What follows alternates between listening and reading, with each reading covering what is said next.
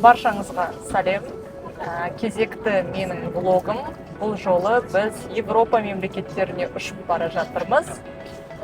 Барлығын сіздерге түсіруге тырысатын боламын. Осы жолы да сүйікті Air Астанамызбен ұшып бара жатырмыз. Астана Франкфурт бағыты бойынша тікелей рейс. 7 сағат 50 минут ұшады. Борттары ыңғайлы, аяқты созып отырғанға мынаның барлығы төсек сияқты жатады. Өте қолайлы және ыңғайлы ұзақ рейстерге. Косметичка оңай ашылады екен, қараңыздар, магнетикта және ішіндегі заттары.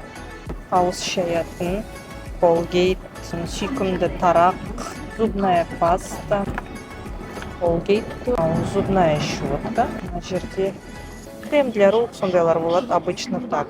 Көзге тағатын, ұйықтауға арналған носки, құлаққа беруші. Так, енді бізге менюді да алып келді. Міне қандай тағамдар бар екен қарап жіберейік. Мұнда бірінші қазақша, сосын орысша, сосын ағылшынша жүреді.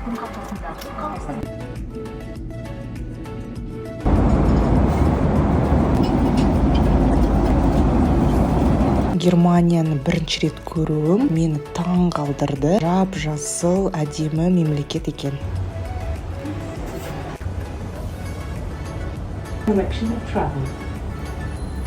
Терминал 2-ден біз терминал 1-ге келдік. Келесі біздің рейсіміз Барселонаға ұшатын.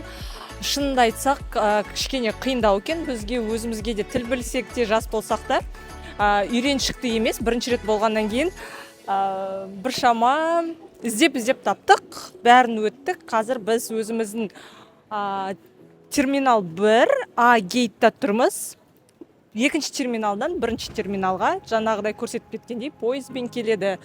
Үлкен әдемі аэропорт, әдемі деп айта алмаймын, бұдан да әдемі аэропорттар бар. Ескі, бірақ сондай аэропорт, мұнда дүкендері де көп екен, duty free да үлкен екен. Енді ғана кірдік. Бізде әлі қазір 3,5 сағаттай бар келесі рейсімізге дейін. Айтпақшы, терминал 1 мен терминал 2-ның арасына паспортный контроль өтеді. Бізден барлық билеттерімізді сұрады. Келетін, қайтатын, қаланың жаңағы Барселонадан Парижға баратын, сондықтан да бұндай нәрселерді ертерек дайындап қойыңыздар.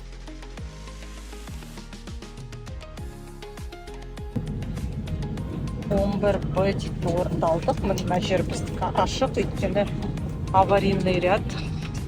Қалған жерлердің барлығы мына жақтың бәрі бір-біріне тақалып отыр ғой, тақалып.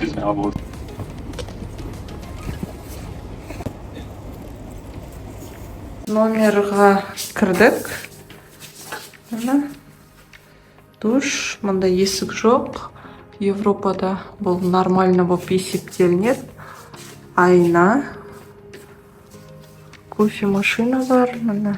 Төсек. Номер осындай.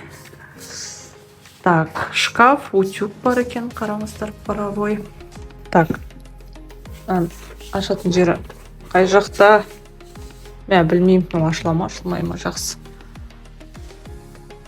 Әдемі нәрсе жасап қойыпты.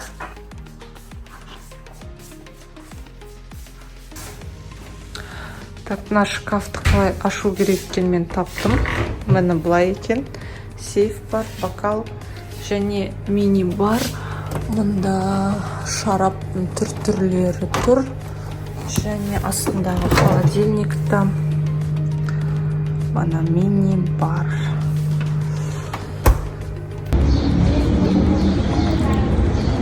Баршаңызға Барселона қаласынан жалынды сәлем.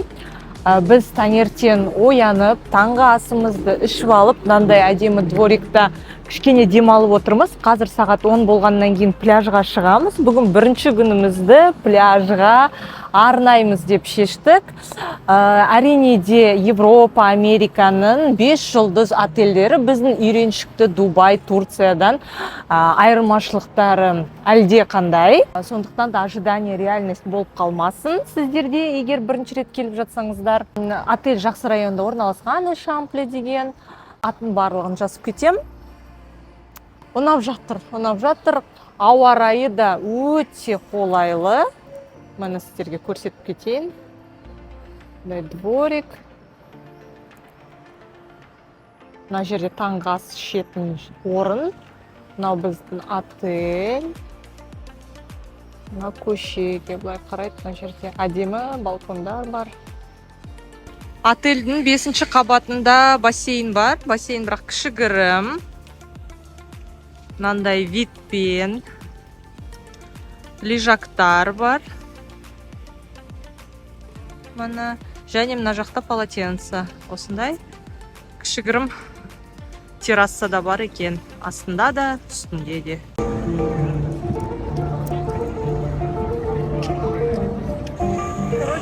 Мен ойлап қалдым, аналар колонкалар деп өлең шығып тұр, музыка шығарып тұр. Жан жақтан кісі ойнап отыр екен ғой.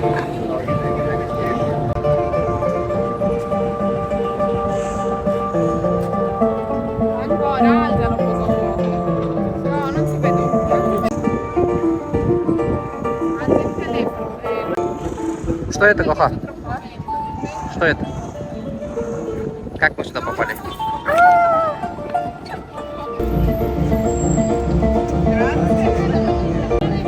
Суретке түсіріп жүрміз, суретке түсіріп, камераларын түсіртіп беріп дейсін.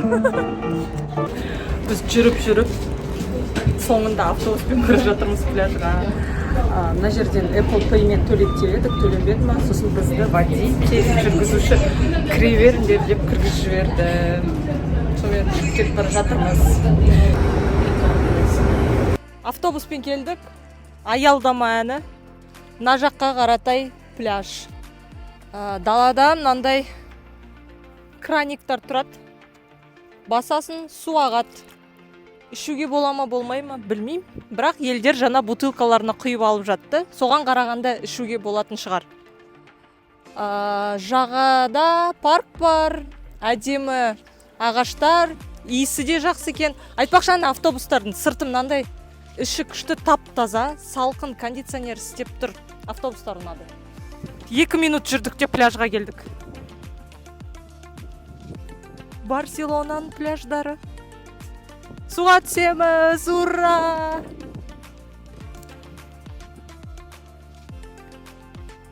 Өздерін полотенцаларын, нелерін алып келген, зонттарын. Вон, лежактар бар екен, бірақ біз интернеттен оқыдық, лежактар ақылы. Ар жақта түсетін жері, сол жаққа барып енді ақылы лежакқа жатамыз. Кеттік. Барлығы ақпарат, ақша бойынша қанша тұрады барлығы. Осы видеоның астында немесе видеоның өзінде жазылатын болады. Лежактарды алдық. 2 лежак күні бойға 45 евро тұрады екен. Сонымен демалып жатырмыз.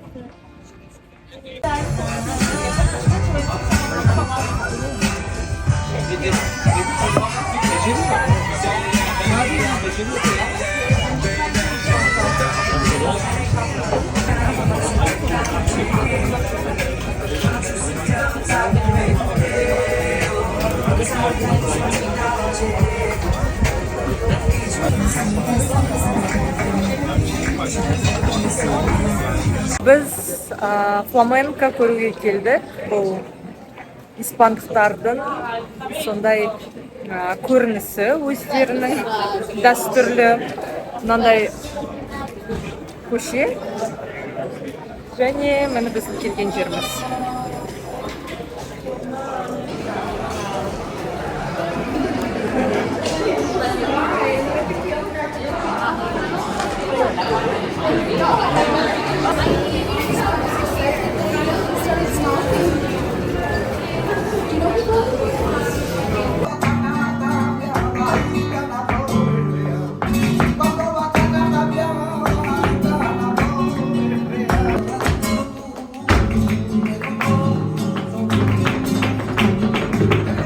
Испандықтардың дәстүрлі биі, дәстүрлі шоу фламенкадан шықтық. Мынандай міне жіңішке көшеде орналасқан. Мына ғимараттың ішінде тарихи ғимарат. Артымда тұрған адамдар да қазір сол жаққа кірейін деп тұр. Күнде 1 сағат сайын болады. Қызық шоу болды. Сондай эмоционально барлығы. Билері де керемет аяқтармен. Деп үстіп билеп шықты. Гитара, эмоция, өлеңмен сүйемелдейтін сондай бидің түрі. Және мен мына жерден бір күшті дүкен көріп қалдым. Бұл дүкенде неше түрлі нәрселер сатылады екен. Әсіресе менің көзім түскені ол мынандай handmade collection дейді, қолдан жасалған. Сон қазір біреуін алғым келіп тұр. Мен кувшиннан біреу алам. Все, давай алайық.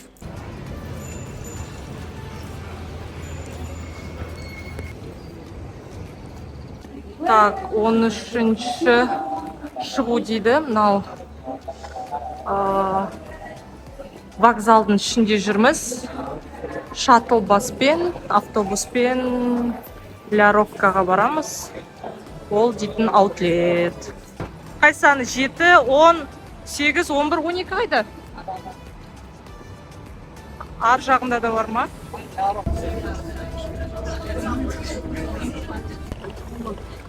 Бізді ана кісі қарсы алып алды.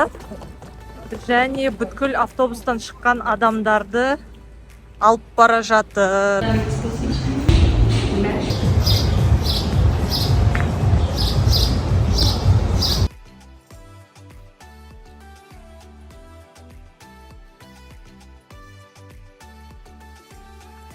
Мында сабын, мында су, мында сразу қол кептіресің.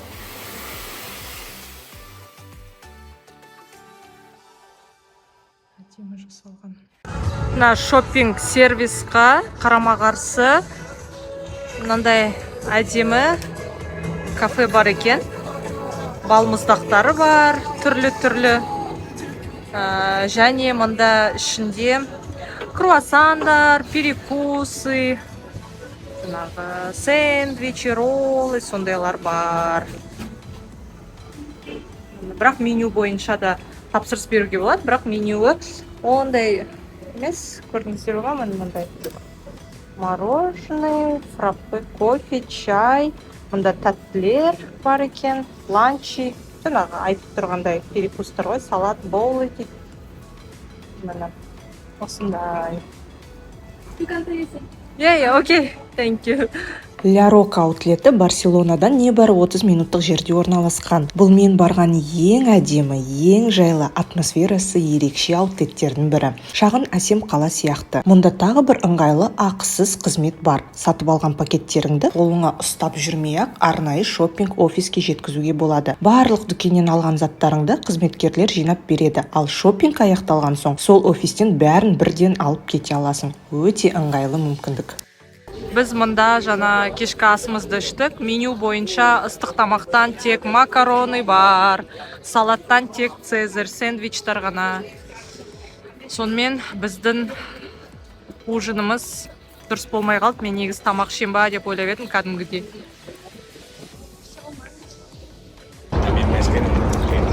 Осындай киімдерді сатып алып, бір күн бойы аутлетте керемет күн өткізіп, автобуспен кері қалаға қайттық.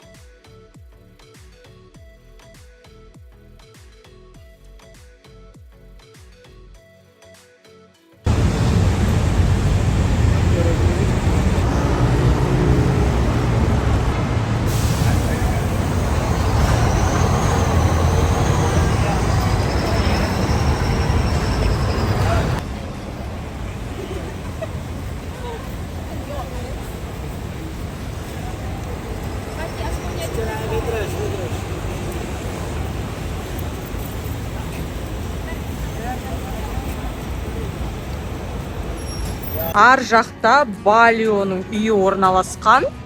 Жаңағы көрсетіп кеткен мұнда міне бутиктар, Сандро бар. Мынау қандай? Міне Boss, United Colors of Benetton. Жолдың ар жақ шетінде Bulgari, Dior. Және осы көшемен былай қарай жүре берген кезде Дом Милый дейтін екінші жер бар, әдемі үй, Гаудидің туындылары. Сол жаққа қазір жаяу жүріп бара жатырмыз. Екеуінің арасы жақын бір 6-7 минуттай. Жақта Versace, Fendi және ар жақта Inditex-дің дүкендері де басталады. Қазір сіздерге көрсетем. Қандай әдемі. Байқап кетсеңіздер, Барселонаның үйлерін былай міне бұрыштары 3 бұрышты емес, қиып жасаған барлық жерді.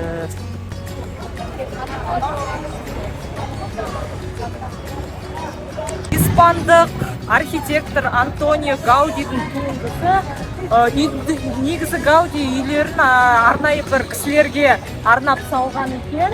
Гид жоқ, бірақ біз чат GPT-ға сұрақтар қойып, наушникпен осы ғимараттың тарихын, құрылысын барлығында естідік. Сіздерге лайфхак болса, фантазиясы күшті екен маған барлығына.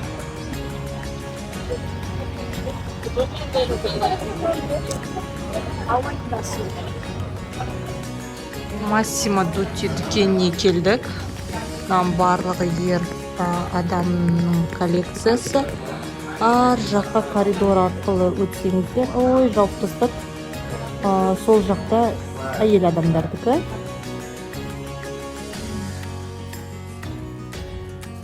Бағалары бойынша әрине де бұл жақта бізбен салыстырғанда арзанырақ. Мен мынандай орындықта отырмын демалып.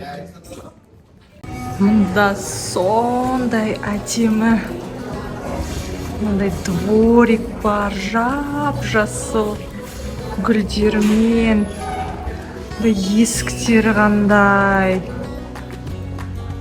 Және мұнда әйелдердің киімі. Вау.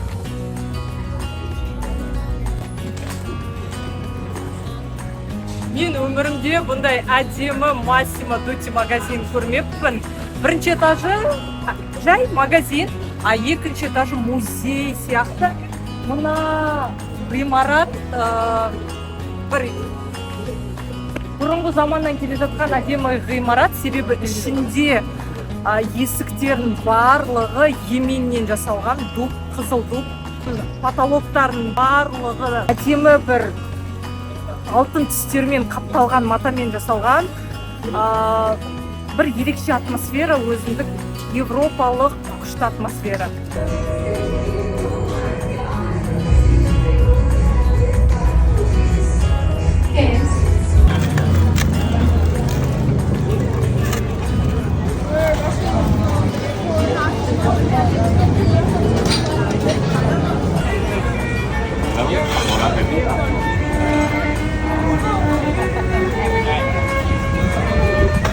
Бүгін таңертеңгі қалалық шоппингтен кейін біз Барселонетта дейтін пляжға келдік.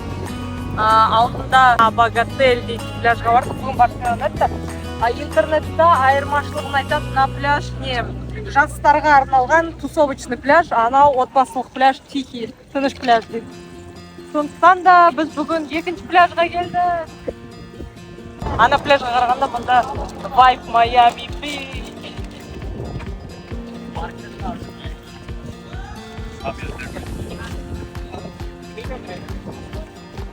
Бізден мына пляжда 65 евро сұрады. Кешегі пляжға қарағанда 10 мың теңгеге қымбатырақ, яғни біз кеше 26 мың теңге төлесек, мұнда 36 мың теңге сұрап тұр.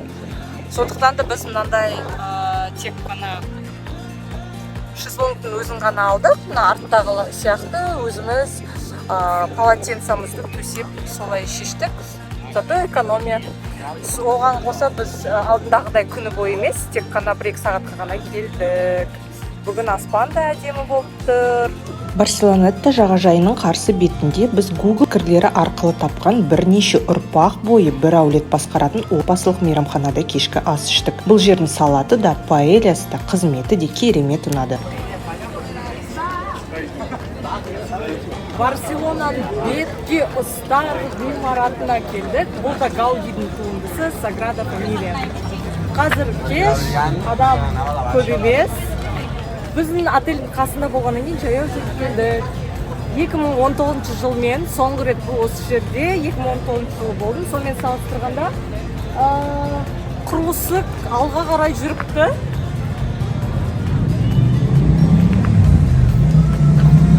Бұған арнайы қаражат мемлекеттен бөлінбейді. Осылай туристер келген ақшадан, арнайы қордан салынып жатыр екен.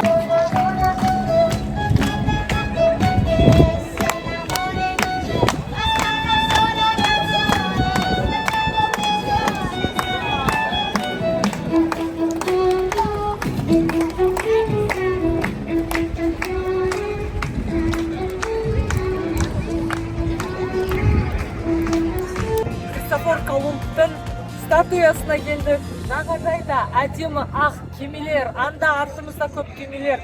Мына жақтың барлығы пальма, набережка. Және мына жақта жүріңіздер, әдемі мост бар. Шоппинг-центр деп жазып тұр. Сосын түрлі тамақ ішетін кухня бар, сондайлар бар екен. Біз сол жаққа бір жатырмыз.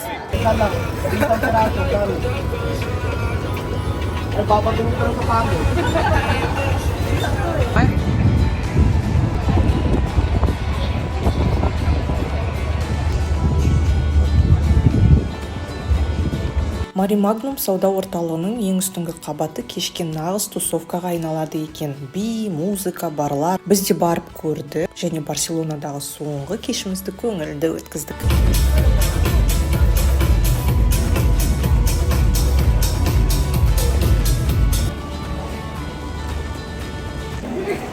Біз деген бәрін өтіп шықтық. Міне бірінші платформаға келіп тұрмыз. Пойыз номермен қарау керек барлығын. Мен Нарбон деп остановканы қарап жүредім. Сөйтсем бұл пойыз Лионға дейін барады екен. Біз просто жаңағы несімен түсіп қаламыз, бір остановкасынан жетпей. Адам өте көп, ерте келу керек. Барлығын тексереді, нелерді қалай, багаж бәрін тексереді.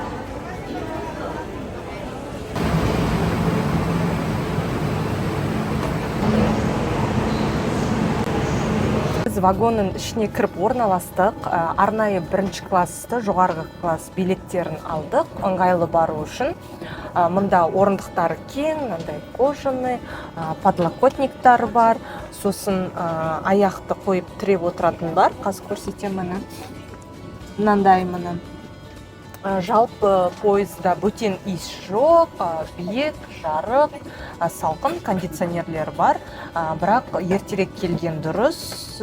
Вокзалға өйткені багаж барлығын тексеретін жерлер бар. Адам өте көп. Кішкене енді әрбір мемлекетте өзге тіл болғандықтан бірінші келген кезде ориентир жасау оңай емес. Сол үшін ертерек келгендеріңіз дұрыс. Сосын көрдіңіздер ме, мыналар аяқтың арасы айтпақшы кең. Мына жерде қанша әлі орын бар. Wi-Fi бар, тамақ бар, менюмен қарауға болады. Бір қара шай, бір су, сосын бір мынандай кішкентай пачка печенье. Бізге 9,5 евроға шықты. Испанияда міне тағы байқағаным, бутылканың крышкаларын өстіп қыстырып қояды екен. Біз пойызбен кетіп бара жатырмыз. Әдемі, барлығы жап-жасыл. Біз кішкентай Нарбон деген қалашықта 1 сағат пересадкамызды күттік. Қазір пойызымыз келеді.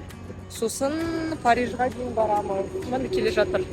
Артта міне вокзал кішкентай.